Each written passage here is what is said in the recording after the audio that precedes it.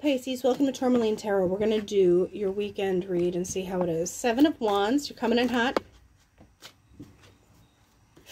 With Justice and Death. I really feel like if something's not going the way you want it to, you're switching gears real quick. Because then you have Princess of Pentacles, Ace of Pentacles, and Ten of Wands. There's almost like, I'll do it myself. So you could be biting off a lot more than you can chew. Or you're not really willing to ask for help. Because Seven of Wands, he's like, I'll smack you. I'll hit you. But you're kind of fending off all these other wands and like, you know, don't try and come for me. Because Justice and Death together, I think in some way you're like, I've got this. I've got it. You know, and the change starts with me. And then you start Princess of Pentacles and Ace of Pentacles. And then you're like, I really I've kind of overshot a little bit. But with this Ten of Wands,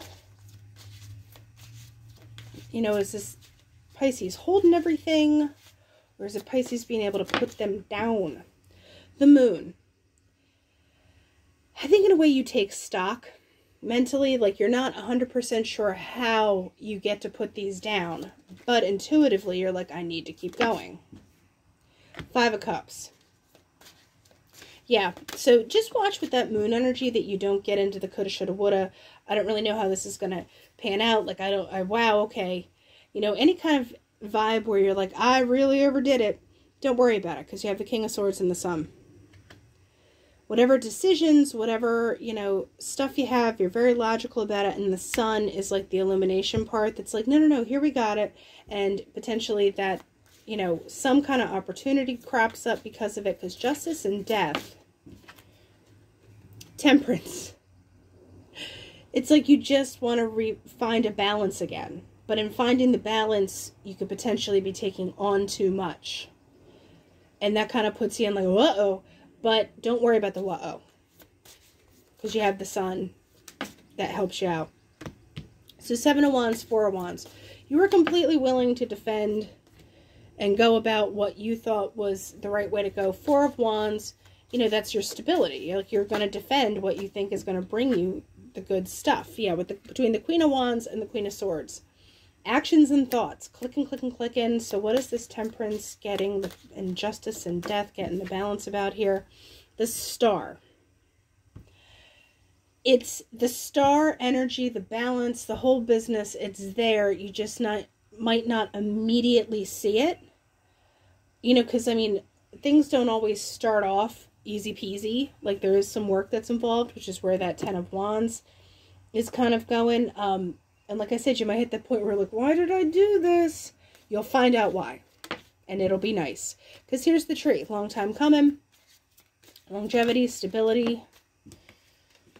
We have